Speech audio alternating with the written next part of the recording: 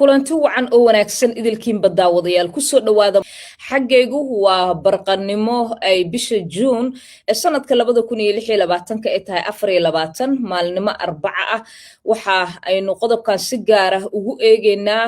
doorashadii xalay ka dhacday gobolka Utah magaalada Salt Lake County halkaasi oo wiil Soomaali ah iyo 3 qof oo kaleeto oo cadaan ah ay ku tartamayeen kursiga degmada koobaad ee gobolkaasi ee Congress-ka dalkan Mareykanka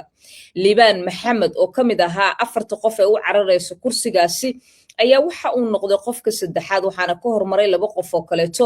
marka la eego doorashada waxaana markaasi ku soo baxay oo ku guuleystay mid kamid ah musharaxiintii haddaba kadib markii xuduudeynta degmooyinka gobolkaasi lagu guuleystay in degmadaasi ay xisbiga dimuqraadiga u tartami karaan ayaa waxaa soo fuulay miiska 4 xubnood oo iyagu u tartamay kursigaasi kuwaasi oo ka tartamaya intooda waa dhamaantoodba 4taas xubnood dhinaca xisbiga dimuqraadiga waxaana kamid ah dadkaasi Ben McAdams oo horey u soo noqday xildhibaan aqalka Congress-ka ahna ninka haatan dhibcaha ugu badan ku guuleystay Liban Maxamed oo ah nin dhalinyaro Soomaali American ah meel sarena ka gaaray shirkadaha tiknoolajiyada oo markaas uu ka soo shaqeeyay Ned Bolin oo isaguna ah nin senator gobolkaasi ka tirsan senatoradiisa iyo sidoo kale Michael Farrell oo ah qareen xagga canshuuraha haddaba sida durba warbaahintu ay muujinayso Ben McAdams ayaa waxa uu helay 22422 codadkii la tiriyay halka Ned Bolin uu helay 8555 cod Liban Maxamedna uu helay 4260 cod halka Michael Farrellna uu helay 1340 cod inta ilaa iyo haatan la tiriyay haddaba wiilkaasi Soomaaliyeed oo kursigaasi u cararay markiisii ugu horeysay waxa uu noqday qofkii ugu horeeyay soo galooti ah muslim ah Soomaali ah u tartamay kursigaasi degmo ay dadka degani 90% ay yihiin dad cadaan ah haddaba si aan wax badan uga ogaano doorashadaasi sida ay u dhacday sida uu arkay maaragtay inuu kursigaasi waayay iyo guud ahaanba aragtida Soomaalida gobolkaasi waxa aan khadka kula xiriiray dhinaca gobolkaasi Utah sidaad arkaysaanba Axmed Idaawaqaca oo isagu ah suxufi isla markaasina ah wariyihii horeeta ee BBC-da la shaqeyn jiray sida in badan oo idin kamid aad ku xasuustaan Axmed oo bal soo dhawo ugu horeyntii waxaad iiga warantaa Liban Maxamed oo aad loo saadaalinayay inuu kursigaas ku guuleysan doono sababo la xiriira markii uu helay codadkii shirweynihii dimuqraadiga ayaa haddana xalay guul dareystay sida la soo sheegay warbaahintu ay cadeysay iiga waran sida doorashadaas ay u dhacday bal horta gobolkiina aad iyo aad u mahadsan tahay Sahra Cabdi Axmed sharaf iyo karaama ay tahay inaan halkan ka wada hadlayno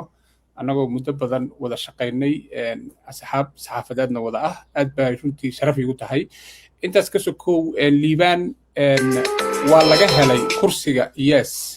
kursiga waa laga helay laakiin dhinaca kale guulo lama filaan ah oo runtii dadka Soomaaliyeed farxad geliyay asagana farxad geliyay ayuu Liban gaaray sidaad ka dhawaajisaba Liban wuxuu ku guuleystay conversion-kii oo runtii ninkan hadda ka guuleystay ayuu uga guuleystay taas oo noqotay taariikh lama filaan ah runtii saxaafadda Mareykanka xisbiga dimuqraadiga ah uu Liban ka tirsan yahay iyo bulshada Soomaaliyeedba aad iyo aad ayuu soo dhaweeyeen waxaa xusud mudan Liban inuu markii hore 7,000 oo qof ayuu helay 7,000 oo qof meesha iska muusan imaan 7,000 oo qof ayuu horta ku noqonayaa congressman oo saxiix ah oo citizen ah oo reer Utah ah 7,000 uu ka soo gudbay conversion-kii ayaa la iskugu yimid wuxuu haddana dhigay taariikh lama ilaawaan ah markaas wuxuu ku guuleystay conversion-kii oo ay fadhiyeen sidaad u jeeday 100,000 oo qofood oo Mareykan ah oo reer Utah ah asaga ayaa ku guuleystay kaalinta koowaad ayuu galay sharaf bay noo ahayd karaamo gooni ayay noo ahayd niyad ayay noo ahayd inaan halkaa kasii dhaqaaqno oo Congress-ka aan aadno wuxuu helay endorsement xubno sarsare oo caanka ah xisbiga dimuqraadiga ee waddankan Mareykanka oo ay kamid tahay gabadhan sharafta badan Ilhaan Cumar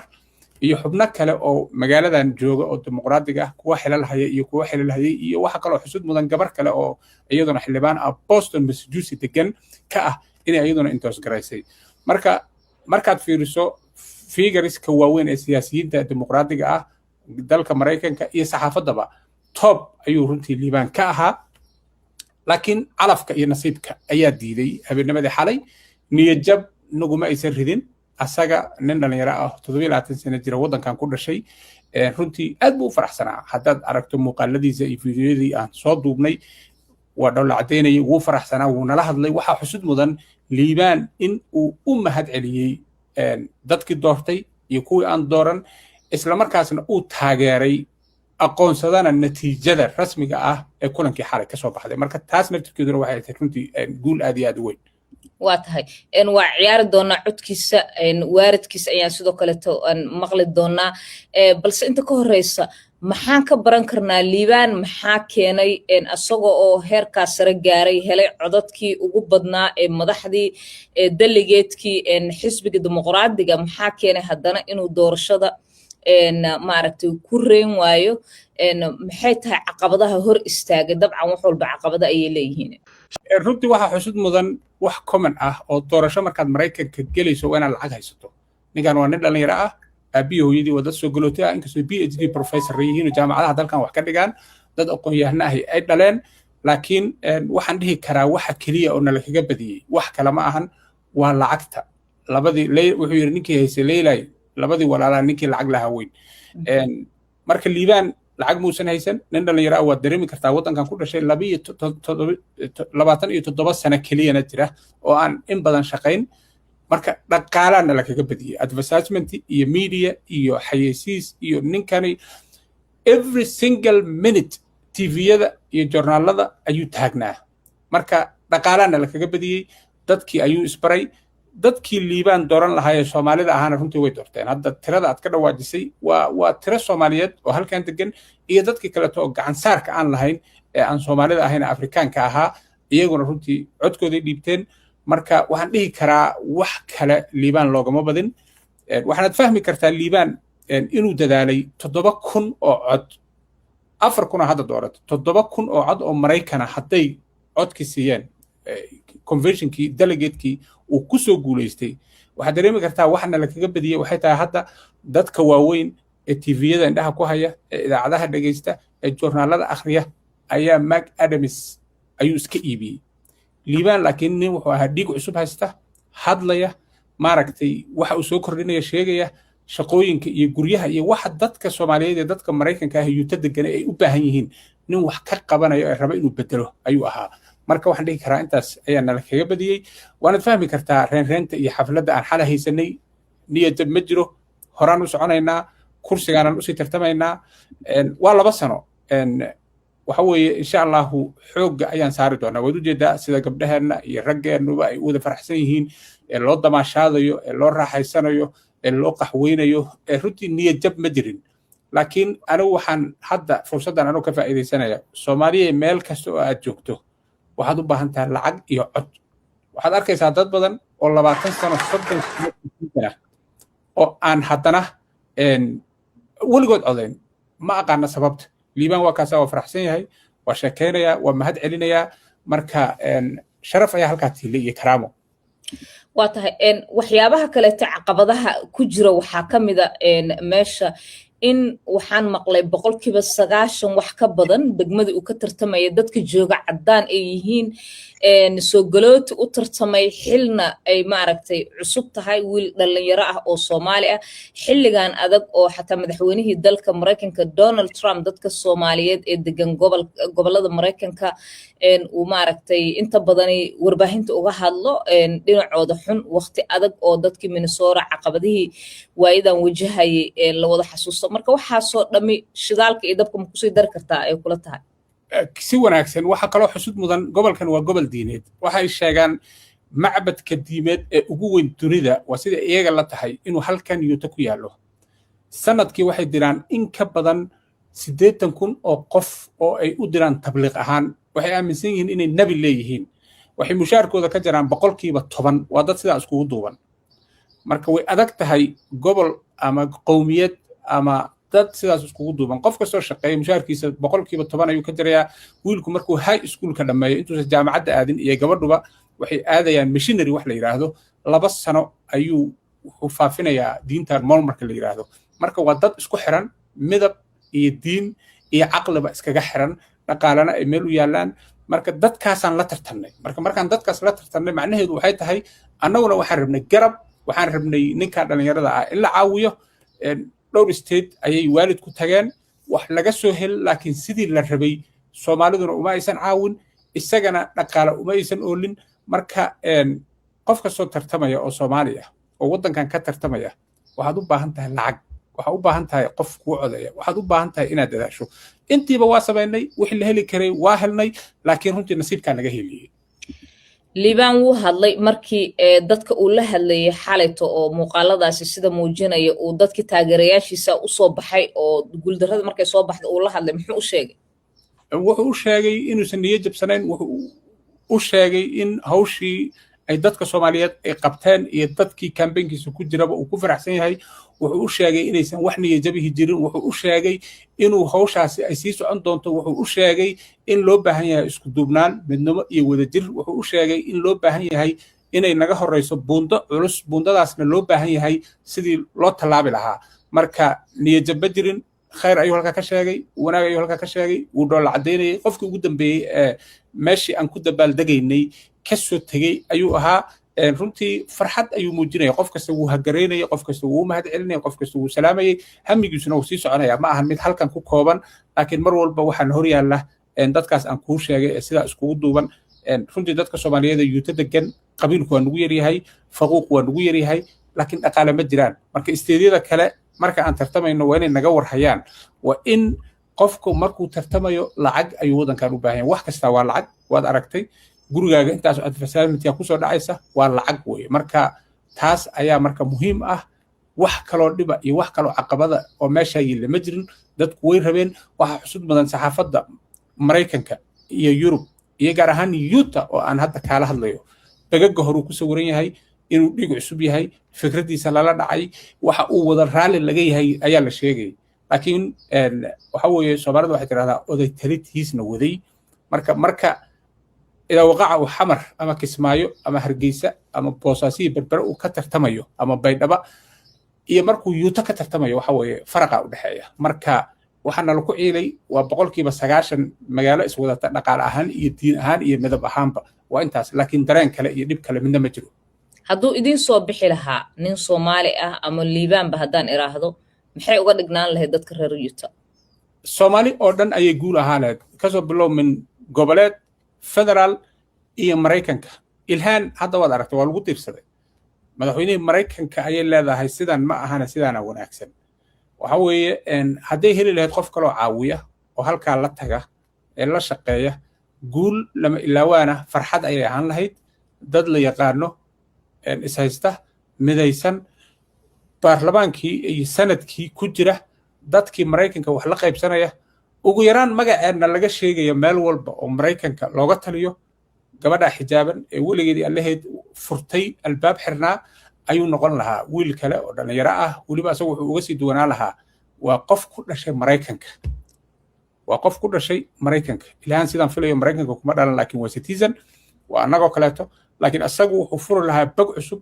faatax oo kaleeto ayuu ahaa faatax waa qofka kaliya ah sidaan filayo Minneapolis dadka mas'uuliyiinta ah ku dhashay